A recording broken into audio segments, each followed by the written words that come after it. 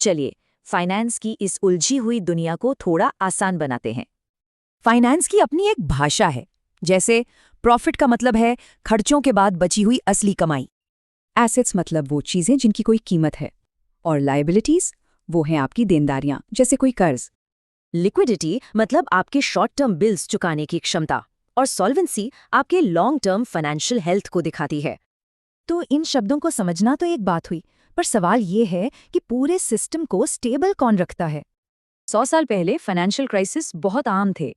इसी अस्थिरता की वजह से एक सेंट्रल बैंक की जरूरत महसूस हुई। इसका मकसद शुरू से ही साफ था, देश की इकोनॉमी में स्थिरता लाना और घबराहट को रोकना। और ये संस्था है फेडरल रिजर्व, जिसे शॉर्ट में द फेड भी कहते हैं। फेड के कुछ बहुत जरूरी काम हैं जो हम सबकी फाइनेंशियल लाइफ पर सीधा असर डालते हैं। सबसे पहले फेड का काम है फाइनेंशियल शॉक्स को रोकना, ताकि पुराने संकट दोहराए न जाएं। दूसरा काम ये पक्का करना कि पैसों का लेन देन सुरक्षित और आसान तरीके से हो। और ये नंबर इसके काम के स्केल को दिखाता है, सर्कुलेशन में मौजूद करेंसी की वैल्यू पर नजर रखता है। वक्त के साथ इसने खुद को बदला भी है, पेपर चेक सिस्टम से लेकर डिजिटल पेमेंट तक।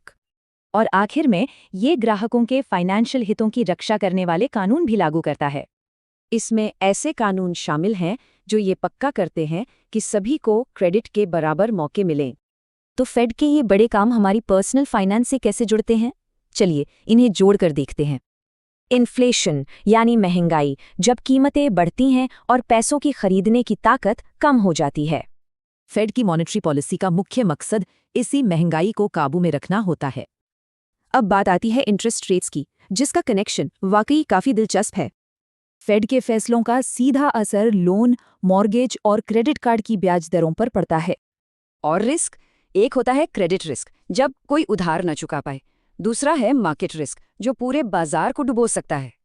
यही फेड की भूमिका आती है, वो फाइनेंशियल स्टेबिलिटी बनाकर इन दोनों ही रिस्क को कम करने का काम करता है। मतलब एक छोटे से ट्रांजैक्शन से लेकर पूरी इकोनॉमी तक हर चीज आपस में जुड़ी हुई है। तो सवाल ये है कि इस डिजिटल और ग्लोबल होती दुनिया में फेडरल रिजर्व के सामने अगली बड़ी चुनौती क्या है?